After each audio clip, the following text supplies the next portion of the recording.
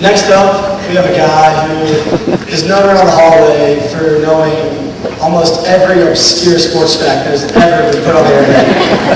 He's also just as well known for being the winner of Most Involved. Ladies and gentlemen, Scott Freedman.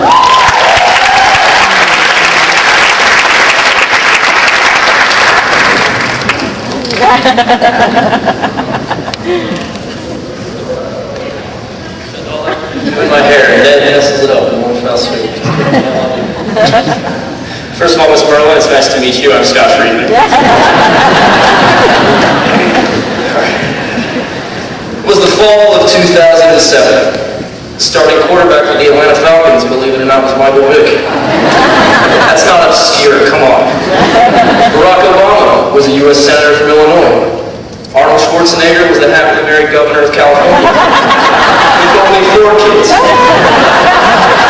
Osama bin Laden's $1 billion mansion was still under construction in an upscale Pakistani neighborhood. And us, we were just starting out as freshmen at Walton High School. Good evening, ladies, gentlemen, esteemed guests, students, faculty, parents, family members, and any other people who don't fall under any of those categories. My name is Scott Freedman, and I'm honored to have been asked to be the male student speaker for tonight's baccalaureate. Now, if I've understood correctly, a baccalaureate speech is supposed to be a compilation of personal anecdotes, remembrances, and an assortment of inside jokes that only very few amongst us can understand and appreciate. But I'm then reminded of the words of comedian George Burns, who said that to be great, a speech must have a great open and a great close. And those two things should be as close together as possible. Now, much to my mother and father's dismay, I did what I think any other high school student would do in preparing for something like this. I procrastinated. Now, that procrastination, including preparing for this speech by trying to live the life and get inside the head of a typical graduating high school senior. I watched an entire season of Law & Order SVU.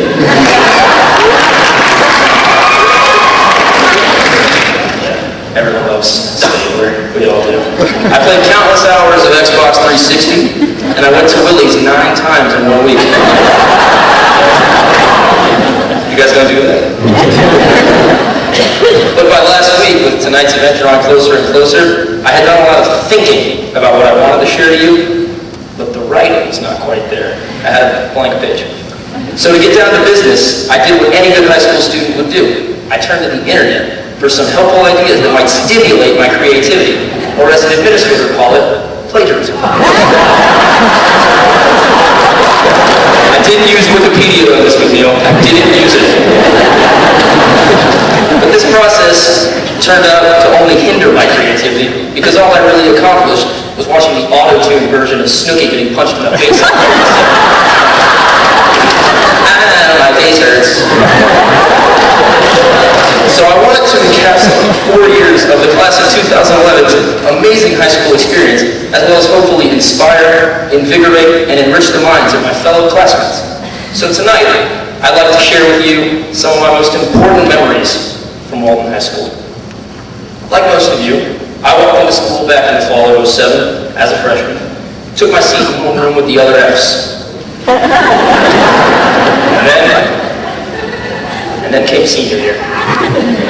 If you were expecting long stories about my first 3 years of high school, well, I'm pretty sure I have better recollections of my own birth than those years. And really, the only real noteworthy event of our junior year was the real code red when we had to go hide in the corners.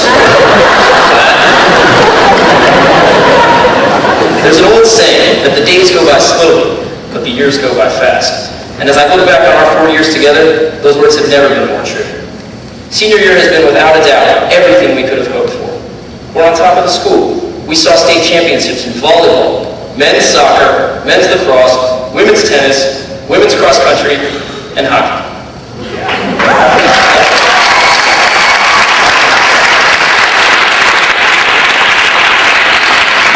We saw our personal hero Abu Bakr and the academic bowl Dream Team waltz their way to championship after championship at the county, state, region, and national level.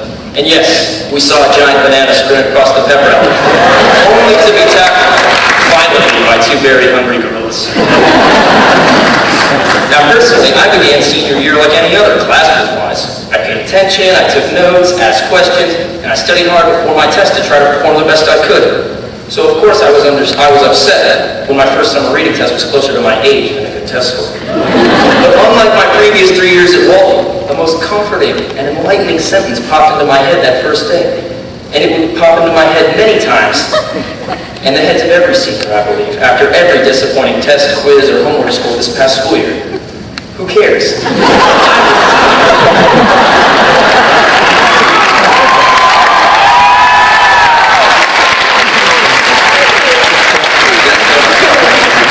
Truthfully, I never believed in or understood the term senioritis until I succumbed to it. It's been fun. Way too short, and unlike anything any of us have ever experienced before. The only downside is the cure.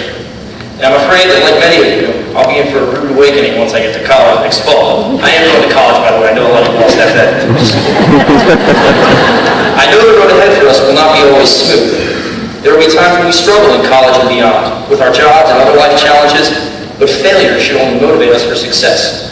Think about how many times Thomas Edison failed trying to invent the light bulb. Think about how many times the Wright brothers failed while trying to invent the airplane. And think of how many god-awful mixtapes Soulja Boy had to release before he finally And since then, our failures will only motivate us to work harder and ultimately succeed. And I know we will all succeed because I know we have been given the tools to succeed. Think about it. We're all sitting here today because, yes, we have made it through high school and are finally graduating. We are the class of 2011. To quote the wise Jim Jones, we fly high. No lie. You know this.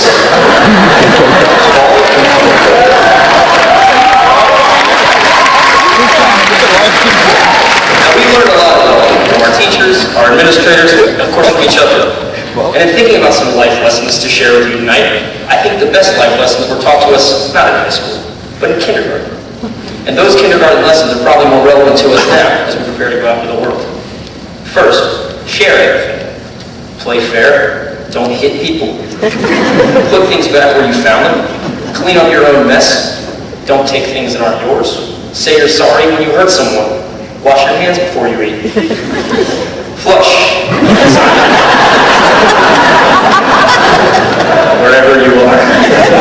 Live a balanced life. Learn some, think some, and draw, and paint, and sing, and dance, and play, and work every day. Take a nap every afternoon. When you go out in the world, watch out for traffic. Hold hands, stick together. Be aware of wonder. Remember the little seed in the styrofoam cup. Roots go down, plant goes up. Nobody really knows how or why, but we all like it. In closing, rather than sharing some deep analytical, philosophical quotes to perplex and bewilder you, I want to stay on that kindergarten theme. That life's greatest lessons are far more simple than complicated. By reading this short excerpt from one of the most famous, simplest, and most profound poets and authors in American literary history, Dr. Seuss. Congratulations, today is your day. You're off to great places, you're off and away. You have brains in your head, you have feet in your shoes. You can steer yourself any direction you choose. You're on your own, and you know what you know, and you are the guy who will decide where to go. You'll look up and down the streets, look them over with care. About some you will say, I don't choose to go there. With your head full of brains and your shoes full of feet, you're too smart to go down a not-so-good street. You'll get mixed up, of course, as you already know. You'll get mixed up with many strange birds as you go. So be sure when you step with great care and tact, and remember that life's a great balancing act. Just never forget to be dexterous and deft, and never mix up your right foot with your left. And will you succeed? Yes, you will indeed. That's 98 3/4% guaranteed. Kid, you'll move mountains, be your name Bucksbaum, Bixby, or Gray, or Mordecai, Hale, Van Allen, or Shea. You're off to great places. Today is your day. Your mountain is waiting, so get on your way.